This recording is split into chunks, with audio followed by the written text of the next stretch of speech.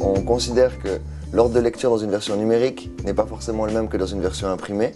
Donc on veut donner la possibilité à l'utilisateur de repenser complètement son ordre de lecture, tantôt au point de vue des images qu'au niveau du contenu.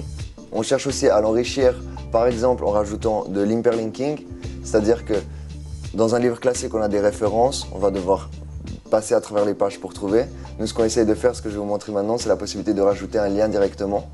Pour ce faire, je vais simplement éditer le texte, sélectionner par exemple Hésiode associe deux mots, et à travers notre outil et une interface très simple, je peux naviguer à travers le contenu, choisissant une page au hasard, et dire par exemple, maintenant je veux que le mot que j'ai sélectionné soit linké là-dessus.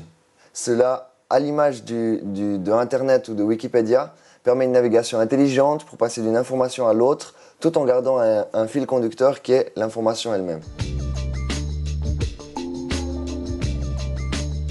Sur l'iPad, on peut voir l'expérience du lecteur est un peu différente. On peut scroller comme un flow classique, mais on peut aussi par exemple cliquer sur les images, pouvoir voir des zooms, comme dans le cas d'un graphique ou de ce genre de choses pour avoir le détail.